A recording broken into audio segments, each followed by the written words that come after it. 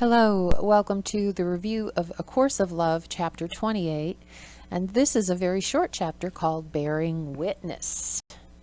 Reminds me of my holy roller days when I used to witness on the streets. That's really kind of what we're talking about at the beginning here. He tells us your life must bear witness to what you've come to know, but don't confuse bearing witness with common testimony. So there's a difference. Witnesses who come together to share experiences in order to strengthen their beliefs are for the mind. This happens all the time.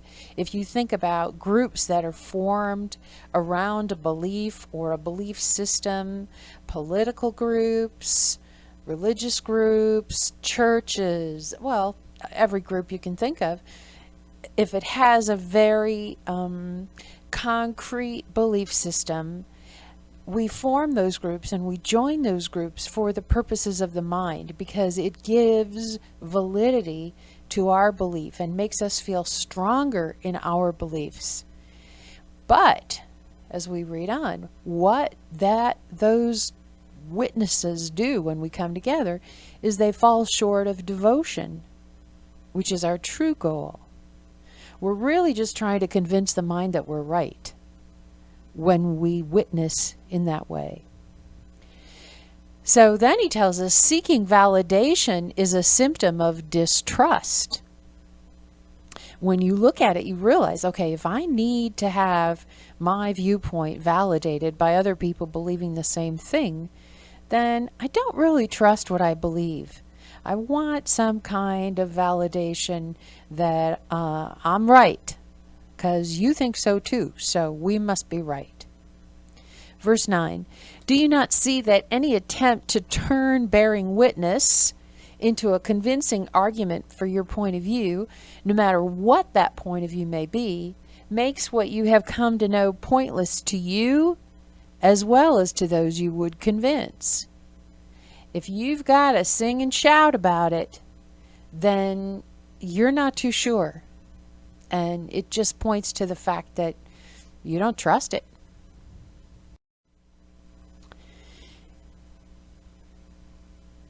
The way of knowing the heart goes beyond proof.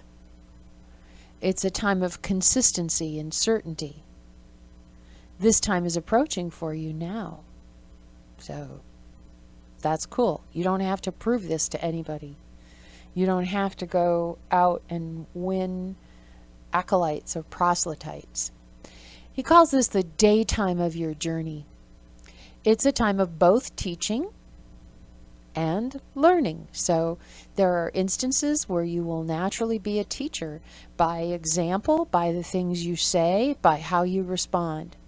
And it's still a time of learning for you, a time when you'll watch what's happening. You'll see how others respond. You'll still study this course and maybe other materials. So it's both. It's a time for planting seeds so that people that you interact with and have relationships with, you plant seeds of love there, and it's a time for harvesting seeds, for recognizing that some of the work that you've done is now coming to fruition. It's a time of celebration. The freedom that you're experiencing now, the space that you have that you didn't have before is worthy of celebration before the quiet, because now you become contemplative and recognize that the work is an inner job, and in order to listen you have to be quiet. It's your time to shine, to be a light to all, so that everywhere you go and everything you do in your life, you can shine from love and be love and demonstrate that for people. But it's also a time of great humility. You recognize, yeah, I don't have this mastered yet. I've got more space and I've made more progress, but there's a lot for me to learn, and I'm willing and open to learn it. It's a time of wearing the face of Christ so that you walk as love, live as love, respond as love. It's a time of being both guided, so that you're guided by this material, you're guided by your inner voice, you're guided by the voice of Jesus, and restrained. It's a time where you're not going to react automatically, but you're going to hold what happens and weigh it and listen and come at it from another point of view than you might have done in the past. Verse 10, this is a time of realizing you can know without knowing what to do, and that this is not a mistake. It is no longer time to rely on conviction that comes from the witnesses you find along your way. Now is the time to step beyond the validation that your teachers can give you.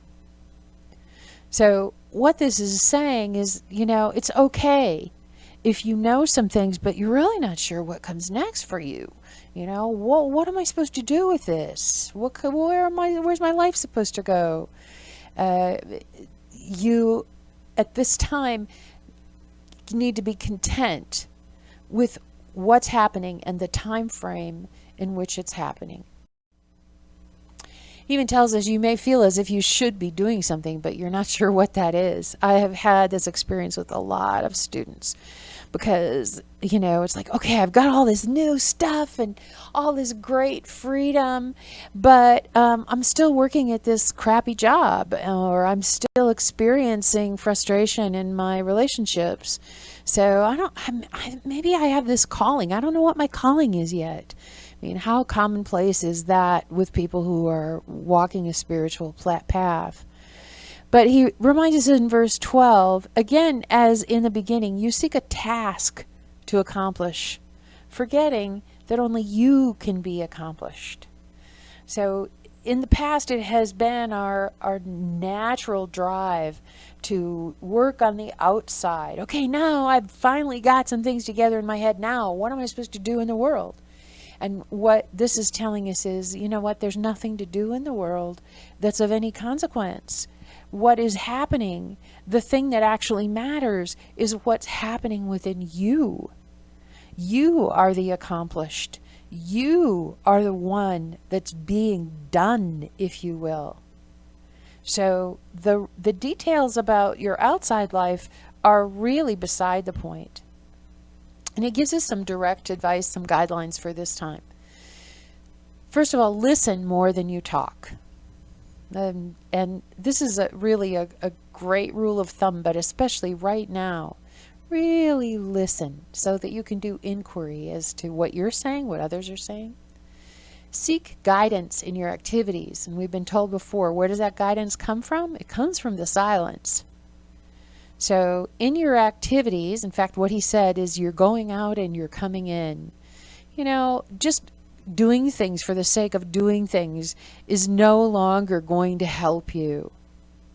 When you're going to do something, really check in with yourself and find out, is this serving my purpose of becoming the accomplished?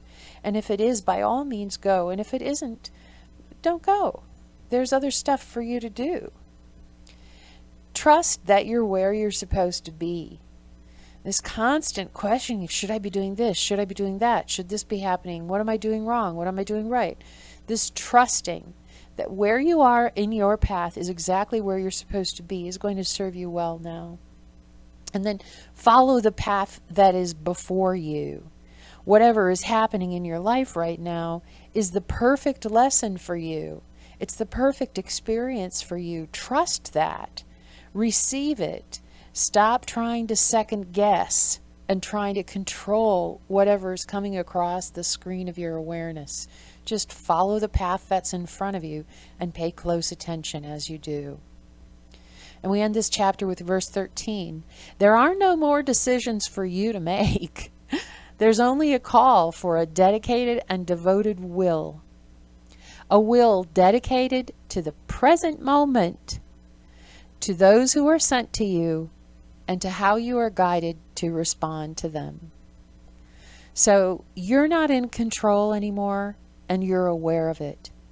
You're recognizing that, this whole thing is being set up for my highest good and the highest good of the people that I encounter. So I don't need to waste any of my energy on trying to control it anymore, trying to make the right decision. I just want to give over my will, be really committed in my experience with the present moment, my relationship with the present moment, and respond to those who come across my path. If you follow these guidelines, you're going to really excel at this period of your life. Thanks for listening, and we'll hope you'll join us for chapter 29.